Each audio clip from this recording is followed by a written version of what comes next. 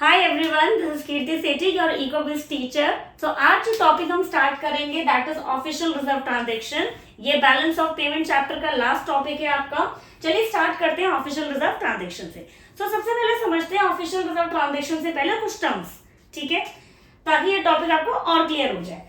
देखिए, हर एक कंट्री का एक सेंट्रल बैंक होता है और हमारे देश की कंट्री का सेंट्रल बैंक कौन सा है? रिजर्व बैंक ऑफ इंडिया, ठीक है। ये एक एपेक्स इंस्टीट्यूशन है, ये एक एपेक्स बैंक है जो सारे बैंकिंग सिस्टम को संभालता है। इसके बहुत सारे फंक्शंस है, ठीक है।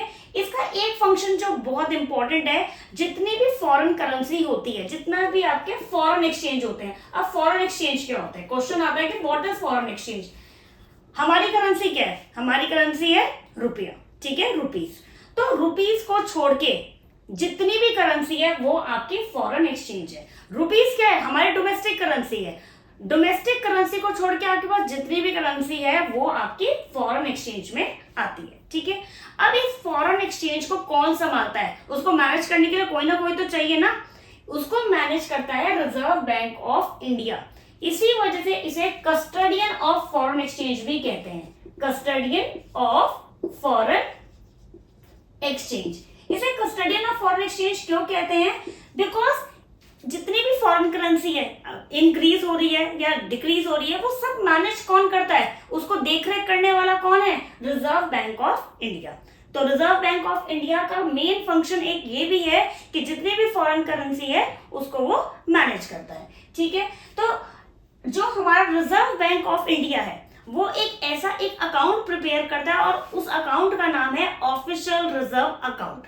ये एक प्रकार से आपका बैंक का अकाउंट आप समझ लीजिए। जैसे जब हम बैंक में पैसे डिपॉजिट करते हैं, या तो पैसे डिपॉजिट करते हैं तो हमारा अमाउंट इंक्रीज हो जाता है, जब हम पैसे निकालते हैं तो अमाउंट हमारा डिक्रीज हो जाता है। वैसे ही ऑफिशियल रिजर्व अकाउंट में हमारी बहुत सारी, आप ऐसे समझ लीजिए, ये हमारा रिजर्व बैंक ऑफ इंडिया के पास में जितनी भी आपकी फॉरेन करेंसीज हैं यहाँ पर रखी हुई है। यहाँ पर सारी स्टोर है, पाउंड, डॉलर, जितनी भी आपकी फॉरेन करेंसी है वो इसके पास है, यहाँ पे इस अकाउंट में रखी हुई है, ठीक है। जितनी भी आएंगी तो इसी में ही आएंगी और जाएंगी तो यहीं से जाएंगी। तो ये आपका क्या है? आपका ये ऑफिशियल रिजर्व अकाउंट है। तो official reserve account balance of payment में अगर सरप्लस आ गया या बैलेंस ऑफ पेमेंट में डेफिसिट आ गया तो कैसे इस सरप्लस और कैसे इस डेफिसिट को मैनेज करेंगे, आज हम इस वीडियो में देखेंगे। स्टार्ट करते हैं पहले ऑफिशियल रिजर्व ट्रांजैक्शंस किसे कहते हैं? These are the transactions that record the changes in foreign exchange reserves. Foreign exchange reserves कहने का मतलब है आपकी फॉरेन करेंसी से, यानी ये ऐसा अकाउंट है जो रिकॉर्ड करता है, एक स्टेटमेंट प्रिपेयर करता है कि कितनी फॉरेन करेंसी इंक्रीज हो रही है या कितनी फॉरेन करेंसी हमारी डिक्रीज हो रही है। आई होप आपको ये क्लियर हो गया होगा। चलिए एक सिचुएशन लेके चलते हैं हम हमारी इकोनॉमी में। Balance of payment, BOP, balance of payment, balance कब होगा? बैलेंस कहने का क्या मतलब है?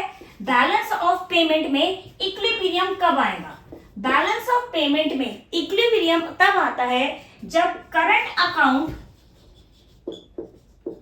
Plus capital account plus errors and omissions, इनका जो टोटल है अगर वो 0 के इक्वल है तो हमारा बैलेंस ऑफ पेमेंट इक्विलिब्रियम में। क्वेश्चन आता है कि बैलेंस ऑफ पेमेंट इक्विलिब्रियम में कब होगा? जब करंट अकाउंट आप लोगों को पता है कि export and import of goods, export and import of services, unilateral transfers आपके करंट अकाउंट में आते हैं। कैपिटल अकाउंट में क्या आते हैं? इन्वेस्टमेंट, बोरोइंग्स, ये आपके कैपिटल अकाउंट में आएंगे। एरर्स एंड ओमिशंस, अगर आपसे कोई एरर हो गया, कोई गलती हो गई है या ओमिशन या आपसे कोई चीज छूट गई है, उसको आप प्लस कर दे और इसका टोटल अगर 0 आ रहा है तो इसका मतलब क्या है कि आपका बैलेंस ऑफ पेमेंट क्या है? इक्विलिब्रियम है। अच्छा, बैलेंस ऑफ पेमेंट इक्विलिब्रियम में इसका क्या मतलब है? ना तो यहाँ पे कोई सरप्लस होगा ना यहाँ पे कोई डेफिसिट होगा। ये एक आइडियल सिचुएशन कह लीजिए आप कि कोई सरप्लस नहीं है, कोई डेफिसिट नहीं है। हमारी इकोनॉमी में बैलेंस ऑफ पेमेंट में कोई सरप्लस नहीं है, कोई डेफिसिट नहीं है। पर ऑफिशियल रिजर्व अकाउंट का फिर यहाँ पर कोई यूज नहीं होगा, क्योंकि ना सरप्लस में भी नहीं है ना डेफिसिट है, तो ऑफिशियल रिजर्व अकाउंट का कोई यूज नहीं है। प्रॉब्लम तब आएगी जब बैलेंस ऑफ पेमेंट में सरप्लस होगा या बैलेंस ऑफ पेमेंट में डेफिसिट होगा, तो ऑफिशियल रिजर्व अकाउंट का हम कैसे यूज करेंगे, एक सिचुएशन लेके चलते हैं, एग्जांपल लेके चलते हैं। मान लीजिए बैलेंस ऑफ पेमेंट में सरप्लस आया है 500 का, 500 का सरप्लस आया। अच्छा, सरप्लस कब आएगा?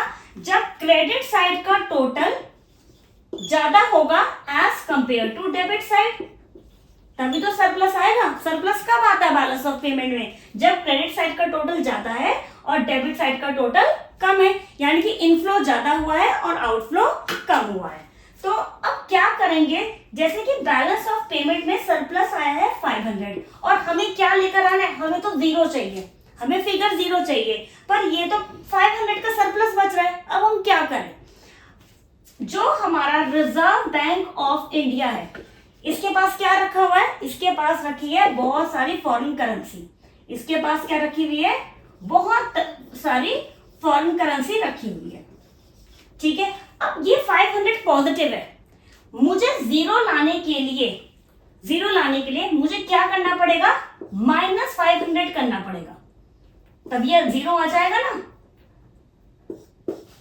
मैं ऐसा क्या करूं कि ये वैल्यू जीरो आ जाए? तो ये 500 अगर मैं यहाँ पे नेगेटिव का ले आऊं, क्योंकि ये पॉजिटिव का है, तो आपकी वैल्यू क्या आ जाएगी? जीरो आ जाएगी। अब ये 500 कैसे आएगी? जैसे कि आप जानते हैं कि रिजर्व बैंक ऑफ इंडिया के पास में बहुत सारी फॉरेन करेंसी रखी हुई है, ठीक है। तो वो क्या करेगी? जो ये सरप्लस आया हुआ है, जो एक्स्ट्रा मनी है बैलेंस ऑफ पेमेंट में, जो सरप्लस है, वो ये पैसा कहाँ कर देगी? कहाँ दे देगी? रिजर्व बैंक ऑफ इंडिया को, यानी कि ऑफिशियल रिजर्व अकाउंट में ट्रांसफर कर देगी। यानी कि जो आप दोबारा समझ लीजिए, 500 का सरप्लस आया है, 500 का सरप्लस है। सरप्लस कब आता है? जब क्रेडिट साइड का टोटल ज्यादा होता है और डेबिट साइड का टोटल कम होता है। ये सरप्लस कहने का मतलब क्या है कि एक्स्ट्रा है। अब ये एक्स्ट्रा पैसा क्या करें? हमें तो वैल्यू जीरो चाहिए ना बैलेंस करने के लिए। तो ये जो 500 एक्स्ट्रा है, ठीक है, तो वो ये पैसा कहाँ दे देगी? रिजर्व बैंक ऑफ इंडिया के ऑफिशियल रिजर्व अकाउंट को दे देगी, ठीक है। अब ये पैसा जब ये यहां दे देगी तो इसके पास से ये पैसा कम हो गया, तो हमारा ये देखिए जीरो हो गया। तो जब अब आप देखिए इसके पास से पैसा कम हुआ पर इसके पास ये पैसा बढ़ गया, यानी हमारा ऑफिशियल रिजर्व अकाउंट क्या हो गया? हमारा इंक्रीज हो गया। आप देखिए हमारा ऑफिशियल रिजर्व अकाउंट इंक्रीज हुआ है, और जब भी ऑफिशियल रिजर्व अकाउंट इंक्रीज होता है तो आपको याद करना पड़ेगा कि ये डेबिट साइड रिकॉर्ड होगा, क्योंकि ऑफिशियल रिजर्व यहाँ पे हमारा एक्स्ट्रा पैसा था। अब ये एक्स्ट्रा पैसा हमने क्या करा? ऑफिशियल रिजर्व अकाउंट में ट्रांसफर कर दिया। हमारे से पैसा चला गया और ऑफिशियल रिजर्व अकाउंट में ये पैसा बढ़ गया। और जब भी official reserve account increase in official reserve account, ये कहां पर रिकॉर्ड होगा? डेबिट साइड रिकॉर्ड होगा। I hope it is clear to you. और अगर आपको कोई डाउट है तो kindly let me know in the comment section. चलिए अब सेकंड सिचुएशन लेके चलते हैं। सेकंड सिचुएशन क्या है? अगर मान लीजिए बैलेंस ऑफ पेमेंट में डेफिसिट आ रहा है, डेफिसिट आ रहा है यानी कि आपका क्रेडिट साइड का टोटल कम होगा और डेबिट साइड का टोटल ज्यादा होगा, तभी तो हमारा डेफिसिट आ रहा है, यानी कि इनफ्लो कम हुआ है, पैसा आया कम है हमारी इकोनॉमी में और गया ज्यादा है, फॉरेन करेंसी गई ज्यादा है और आई कम है, तभी तो डेफिसिट होगा। अब इसको कैसे करें? अब यहाँ पर मान लीजिए, इमेजिन कीजिए कि जो डेफिसिट आ रहा है वो 500 का आ रहा है। अच्छा, ये माइनस का साइन क्यों लगा है? ये माइनस का साइन आपको ये शो कर रहा है कि ये डेफिसिट है, ठीक है। अब ये माइनस का 500 है, इट मीन्स ये डेफिसिट है। अब इस डेफिसिट को हमें क्या करना है? हमें तो वैल्यू जीरो लेकर आनी है, हमें क्योंकि इसे बैलेंस करना है। और जैसे कि आप जानते हैं कि रिजर्व बैंक ऑफ इंडिया के पास क्या रखी हुई है? रिजर्व बैंक ऑफ इंडिया के पास रखी हुई है बहुत सारी फॉरेन करेंसी। तो क्या करेंगे?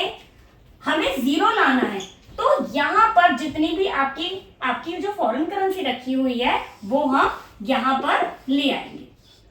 तो यानी कि यहाँ से पैसा कहाँ आ गया? ऑफिशियल रिजर्व अकाउंट से पैसा यहाँ पे बैलेंस करने के लिए हमने यहाँ पर ट्रांसफर कर दिया, तो हमारा क्या आ गया? ये हमारा जीरो आ गया। पर हमारा ऑफिशियल रिजर्व यहाँ पर क्या हो गया? डिक्रीज हो गया। ऑफिशियल रिजर्व क्या हुआ है हमारा, डिक्रीज। और जब भी ऑफिशियल रिजर्व डिक्रीज होता है तो आप क्रेडिट साइड रिकॉर्ड करते हैं। मोस्टली क्या होता है, अगर आप देखें कि जब भी चीजें बढ़ती हैं, ठीक है, जैसे मान लीजिए किसी की सैलरी आती है तो आप देखते हैं your account has been credited का मैसेज आता है, और जब भी पैसा निकलता है, जब भी पैसा विड्रॉ करते हैं तो your account has been debited का मैसेज आता है। पर ऑफिशियल रिजर्व में उल्टा चलता है। ऑफिशियल रिजर्व में उल्टा चलेगा, यानी कि जब ऑफिशियल रिजर्व इंक्रीज होंगे तो डेबिट साइड होगा, और ऑफिशियल रिजर्व अगर डिक्रीज होंगे तो क्रेडिट साइड रिकॉर्ड होगा। ये कॉन्ट्रा चलेगा, यानी उल्टा चलेगा, ठीक है। तो यहां पर देखिए डेफिसिट के केस में अगर 500 का डेफिसिट आ रहा है तो यहां का पैसा, ठीक है, इसको कवर करने के लिए ऑफिशियल रिजर्व अकाउंट से पैसा हमने यहां पर ट्रांसफर करा। तो हमारे जब यहां से पैसा हम ट्रांसफर करेंगे फॉर ऑफिशियल रिजर्व अकाउंट से, तो वहां का पैसा हमारा क्या हो गया, डिक्रीज हो गया, डिक्रीज हो गया, पर हमारा बैलेंस हमें जीरो करने के लिए ऐसा कर, ठीक है। और अगर आपको कोई भी प्रॉब्लम है तो kindly let me know in the comment section. इसे चलिए समराइज वे में पढ़ लेते हैं एक बार। सबसे पहले आप ये समझिए कि जो रिजर्व बैंक ऑफ इंडिया है, यानी कि हमारे कंट्री का सेंट्रल बैंक, इसके पास सारी की सारी फॉरेन करेंसी रखी हुई होती है, ठीक है। जितनी भी फॉरेन करेंसी इंक्रीज होगी या डिक्रीज होगी वो कहां पर शो होती है, एक अकाउंट होता है, उस अकाउंट का नाम है ऑफिशियल रिजर्व अकाउंट।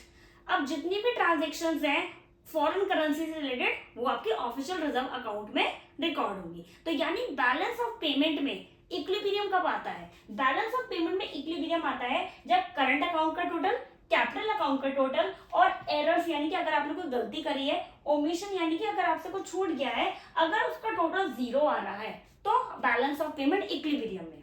यानी कि अगर इक्विलिब्रियम है तो ऑफिशियल रिजर्व अकाउंट का कोई काम ही नहीं है, ठीक है। ऑफिशियल रिजर्व अकाउंट का काम तब पड़ता है जब बैलेंस ऑफ पेमेंट में या तो सरप्लस की सिचुएशन हो या फिर डेफिसिट की सिचुएशन हो।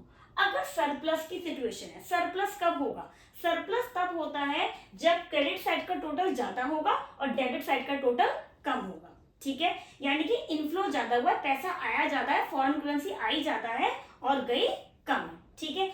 अब हमें क्या चाहिए, हमें टोटल तो जीरो चाहिए ना, हमें तो जीरो चाहिए। पर मान लीजिए आपके पास में 500 का सरप्लस बच गया है। सरप्लस बच गया कहने का क्या मतलब है, आप पे एक्स्ट्रा रखी हुई है फॉरेन करेंसी। अब आप क्या करेंगे एक्स्ट्रा की, आप क्या करेंगे, ये जो एक्स्ट्रा आपके पास रखी हुई है आप ये कहां पर दे देंगे, कहां ट्रांसफर कर देंगे, ऑफिशियल रिजर्व अकाउंट में, ठीक है। आपका ये पैसा कहां चला जाएगा, ऑफिशियल रिजर्व अकाउंट में। तो अब जब आपका पैसा यहां चला गया तो आपका ऑफिशियल रिजर्व अकाउंट क्या हो गया, आपका ऑफिशियल रिजर्व अकाउंट इंक्रीज हो गया, और यहां से तो पैसा कम हो गया, इस वजह से ये आपका मैंने ब्रैकेट में कर दिया है, तो इसका टोटल क्या आ गया हमारा, जीरो आ गया, ठीक है। तो जब भी आपका ऑफिशियल रिजर्व अकाउंट इंक्रीज होता है तो आप याद कर लीजिए डेबिट साइड पर रिकॉर्ड होगा, ठीक है। अब यहां पर देखिए अगर डेफिसिट आ रहा है, डेफिसिट कब आएगा, यानी क्रेडिट का टोटल कम है और डेबिट का टोटल ज्यादा है, यानी फॉरेन करेंसी हमारी इकोनॉमी में आई कम है पर गई ज्यादा है, हमारे देश से फॉरेन करेंसी ज्यादा गई है, तो वो डेफिसिट की सिचुएशन है। मान लीजिए इमेजिन कीजिए इस सिचुएशन को कि हमारी बैलेंस ऑफ पेमेंट में 500 का डेफिसिट आ रहा है। अच्छा डेफिसिट आ रहा है इस वजह से इसे मैंने माइनस में शो करा है। अब क्या करें इसको जीरो लाने के लिए, आपको पता है कि रिजर्व बैंक ऑफ इंडिया के पास में, ठीक है, वो एक अकाउंट प्रिपेयर करती है, उस अकाउंट का नाम है ऑफिशियल रिजर्व। इसके पास यहाँ पर क्या रखी हुई है, बहुत सारी फॉरेन करेंसी रखी हुई है। तो वो क्या करेगा, इसको जीरो लाने के लिए इसके पास जो फॉरेन करेंसी रखी हुई है वो अपनी फॉरेन करेंसी यहाँ बैलेंस करने के लिए दे देगा। जब वो यहाँ पर फॉरेन करेंसी दे देगा तो आप खुद सोचिए, जब वो दे देगा कोई चीज तो वो डिक्रीज हो जाएगी। तो यहाँ पर क्या हुआ, डिक्रीज इन फॉरेन करेंसी, यहां पे फॉरेन करेंसी क्या हो गई आपकी, कम हो गई ऑफिशियल रिजर्व में, ऑफिशियल रिजर्व में, क्योंकि इसने यहां पर दे दी बैलेंस करने के लिए। जब भी डिक्रीज होता है, ठीक है, तो वो क्रेडिट साइड में रिकॉर्ड होगा। और देखिए जब ये दे देगा यहाँ पर ठीक है, तो आपका वैल्यू यहाँ पर आपकी 500 आ गई और ये आपका आंकड़ा क्या आ गया, 0 आ गया। ठीक है, तो आप देखिए सरप्लस की सिचुएशन में, अगर सरप्लस आ रहा है बीओपी में तो increase in foreign official reserve होगा और डेफिसिट की सिचुएशन में डिक्रीज इन ऑफिशियल रिजर्व। ठीक है, आई होप आपको ये टॉपिक समझ में आ गया, और इन केस अगर आपको कोई भी क्वेरी है तो kindly let me know, and if you find this video successful तो kindly like share and comment.